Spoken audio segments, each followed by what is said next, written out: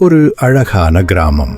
அந்த கிராமத்தில் பச்சை வயல்கள், ஓடும் கால்வாய்கள், குயில்களின் குரல் என இயற்கை முழுவதும் சிரித்துக் கொண்டிருந்தது. அந்த கிராமத்தில் ரிஹான் என்ற 11 வயது சிறுவன் வாழ்ந்து வந்தான். ரிஹான் நல்லவன்தான். ஆனால் அவனுக்கு ஒரு பழக்கம் இருந்தது. என்னால மட்டும் என்ன ஆகப் போகுது? நான் ஒருத்தன் நல்லது செஞ்சா என்ன பயன் என்று அடிக்கடி சொல்லுவான். அவன் அம்மா அவனுக்கு தினமும் சொல்லுவார், மகனே, சிறிய நல்லதும் பெரிய மாற்றத்தை உண்டாக்கும். ஆனால் ரிஹான் அதை பெரிதாக எடுத்துக்கொள்ள மாட்டான். ஒரு நாள் பள்ளியில் ஆசிரியர் ஒரு விதையை கையில் காட்டினார். குழந்தைகளே, இது ஒரு சிறிய விதை. இதை நன்றாக பார்த்து கொண்டால் நாளை ஒரு பெரிய மரமாகும் என்றார். ஆசிரியர் ஒவ்வொரு குழந்தைக்கும் ஒரு விதை கொடுத்தார். இதை கொண்டு வீட்டில் நட்டு தினமும் பராமரித்து பாருங்கள் என்றார்.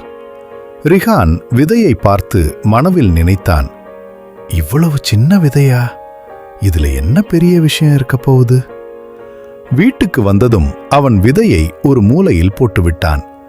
தண்ணீர் ஊற்றவும் இல்லை. அவனுடைய நண்பன் அமீர் அந்த விதையை வீட்டின் முன்புறத்தில் நட்டு தினமும் தண்ணீர் ஊற்றினான். ரிஹான், நீயும் நட்டுப்பாரு என்று அமீர் சொன்னான். இத வளர்த்தா என்ன கிடைக்கப் போகுது என்று ரிஹான் அலட்சியமாக சொன்னான். சில நாட்கள் கழிந்தன. அமீரின் வீட்டில் அந்த விதை முளைத்து சின்ன செடியாய் வளர ஆரம்பித்தது. ஆனால் ரிஹானின் விதை அப்படியே கிடந்தது. ஒரு நாள் கிராமத்தில் ஒரு நிகழ்வு நடந்தது. கனமழை பெய்தது. கால்வாயில் தண்ணீர் பெருக்கெடுத்து ஓடியது. சில இடங்களில் மண் சரிந்து விழுந்தது.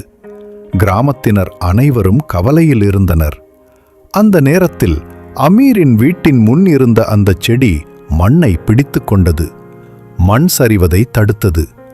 அதை பார்த்த கிராமத்தினர் ஆச்சரியப்பட்டனர். ஒரு சின்ன செடி இவ்வளவு பெரிய உதவி செய்திருக்கு என்று பேசிக்கொண்டார்கள். அந்த வார்த்தைகள் ரிஹானின் காதில் விழுந்தது. அவன் மனதில் ஒரு சிறிய மாற்றம் ஏற்பட்டது. அடுத்த நாள் பள்ளியில் ஆசிரியர் கேட்டார், உங்கள் விதை என்ன ஆனது? அமீர் மகிழ்ச்சியுடன் சொன்னான், என்னுடைய விதை ஒரு செடியாக வளர்ந்தது ஆசிரியரே. ரிஹான் தலை குனிந்தான். நான் விதையை நட்டதே இல்லை என்றான் மெதுவாக. ஆசிரியர் சிரித்தபடி சொன்னார், பரவாயில்லை ரிஹான், இப்போ தொடங்கினாலும் தாமதமில்லை. அந்த வார்த்தைகள் ரிஹானின் மனதில் ஆழமாக பதிந்தது. அந்த நாளே அவன் வீட்டின் பின்புறத்தில் ஒரு சின்ன குழி தோண்டி அந்த விதையை நட்டான். தண்ணீர் ஊற்றினான். முதல் நாள் எதுவும் நடக்கவில்லை. 2ஆம் நாள் எதுவும் இல்லை. 3ஆம் நாள் கூட இல்லை. ரிஹான் மனதில் நினைத்தான், இதுவும் வளராதா?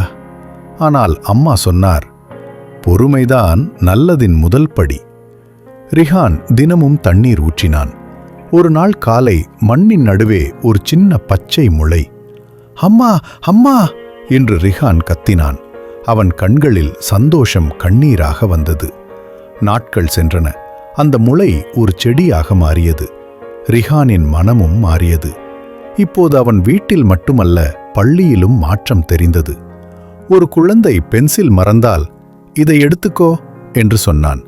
ஒரு நண்பன் விழுந்தால், வா எழுந்துக்கோ என்று கையை கொடுத்தான். முன்பு அவன் நினைத்திருப்பான், என்னால மட்டும் என்ன? இப்போது அவன் நினைத்தான், நான் செய்யும் சின்ன நல்லதும் முக்கியம். ஒரு நாள் பள்ளியில் ஒரு போட்டி அறிவிக்கப்பட்டது. யார் தன் விதையை நல்ல முறையில் வளர்த்திருக்கிறார்களோ அவர்களுக்கு பரிசு. பல குழந்தைகள் கலந்து கொண்டனர். ரிஹான் தன் செடியை கொண்டு வந்தான். அது பெரிய மரமாக இல்லை, ஆனால் அது ஆரோக்கியமாக இருந்தது. ஆசிரியர் ரிஹானை அழைத்தார். இந்த செடி எவ்வளவு உயரம் தெரியுமா என்று கேட்டார். அவ்வளவு இல்லை ஆசிரியரே என்றான் ரிஹான். ஆசிரியர் சொன்னார், ஆனால் இதை வளர்த்த மனசு மிக பெரியது. ரிஹானுக்கு பரிசு கிடைத்தது. அது ஒரு புத்தகம்.